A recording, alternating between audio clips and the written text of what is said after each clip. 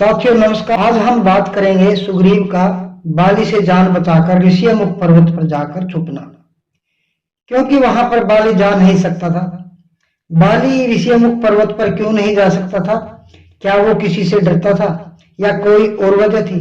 आज इसी वीडियो में रामायण के इसी रहस्य के बारे में बात करेंगे। साथियों, जब बाली ने रावण को अपने काख में 6 महीनों तक दबा कर रखा और बाद में बाली ने रावण को जीवन दान देते हुए लंका में फेंक दिया, तभी से रावण अपने इस अपमान का बदला लेने के लिए तरह तरह के षड्यंत्र रच रहा था। उसने मैं दानव के छोटे लड़के अर्थात मंदोदरी के भाई यानी के अपने साले दुंदुभी को उकसाकर बाली को मारने के लिए भेजा। दुंदुभी एक भयानक भैंसे की तरह पर्वत के आकार का महाविशाल महाकाय महाबली राक्षस था। वह अपने ताकत के मद में इतना चूर था कि उसने विशाल सागर को भी लड़ने की चुनौती दे दी। तब सागर ने उसकी बुद्धिहीनता को देखते हुए कहा कि मैं आपका मुकाबला नहीं कर सकता। आपके समान तो पर्वतराज हैं, आप उसे जाकर ललकारिए, वो आपसे अवश्य ही युद्ध करेंगे। तब उसने जाकर पर्वतराज को ललकारा। वह मद में हुंकार भर रहा था और पर्वत को लड़ने के लिए चुनौती दे रहा था। तब पर्वतराज ने कहा कि हे दैत्यराज, मैं आपकी चुनौती स्वीकार नहीं कर सकता। आप किष्किंधा जाइए, वहाँ आपके समान ही बलशाली वानरराज बाली है, आप उसे युद्ध में हरा कर दिखलाइए। तब वह दुंदुभी क्रोध में और ताकत के अहंकार में भरकर किष्किंधा पहुंचा।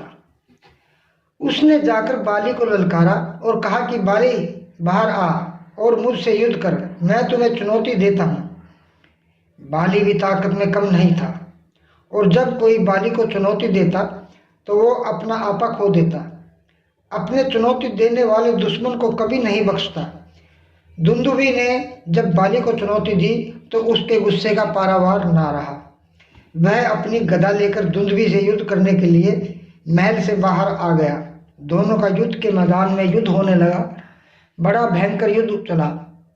ताकत में बाली भी कम ना था और ना ही दुंदुभी। वो दोनों कभी रूप बदलकर युद्ध करते, कभी आकाश में उड़कर युद्ध करते। कभी बाली दुंदुभी पर भारी पड़ता तो कभी दुंदुभी बाली पर। कई महीनों तक युद्ध चला। रावण ने दुंदुभी को बाली के वरदान के बारे में बता रखा था कि अगर युद्ध के दौरान कोई बाली से आंखें मिलाएगा तो उसकी आधी शक्ति बाली में आ जाएगी। इसलिए वह बहुत समय तक बाली से नजर ना मिलाकर बल्कि नजर बचाकर चालाकी से युद्ध करता रहा। ताकत में बाली से दुंदुभी बलवान था। आखिर दुंदुभी की नजर बाली की नजरों में पड़ गई। वरदान के अनुसार उसकी आधी शक्ति बाली में आ गई और बाली और अति बलवान हो गया। दुंदुभी अब बाली से युद्ध में कमजोर पड़ने लगा। वह जान बचाकर ऋषिमुख पर्वत की ओर पहुंचा। वहां पर भी बाली उसका पीछा करते करते पर्वत पर पहुंच गया और अपनी गदा से उस भैंसे के आकार के दुंदुभी राक्षस को मार मारकर यमलोक पहुंचा दिया।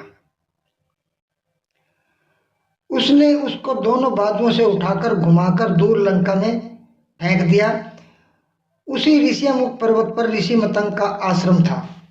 जब बाली ने दुंदुभी को उठाकर फेंका तो उसके शरीर से बहती रक्त की बूंदें वहां पर आश्रम में तपस्या कर रहे मतंग ऋषि के ऊपर गिरी और मतंग ऋषि का सारा शरीर और आश्रम रक्त से अपवित्र हो गया। ऋषि की तपस्या भंग हो गई। उसकी आंखें क्रोध से लाल हो गई। उसने अपने आसपास आंखें खोलकर देखा कि सारा आश्रम रक्त रंजित है। ये घृणित कार्य किसने किया? तब ऋषि ने मन में ध्यान लगाया कि ये कार्य बाली और दुंदुभी के युद्ध का परिणाम है। तब ऋषि ने सोचा कि ये मरे हुए राक्षस को आश्रम के ऊपर से बाली ने जानबूझकर फेंका है, क्योंकि पहले भी एक बार बाली ने ऋषि मतंग का अहंकारवश अपमान किया था। बाली ने एक अनुष्ठान करवाने के लिए अपने सैनिकों को मतंग मुनि के पास भेजा। मतंग मुनि वहां किष्किंधा पहुंचे और वहां बाली से इस तरह बुलाने का कारण पूछा। तब बाली ने कहा कि ऋषिवर, यह मेरी आज्ञा है कि आप मेरा यह अनुष्ठान संपन्न कराओ।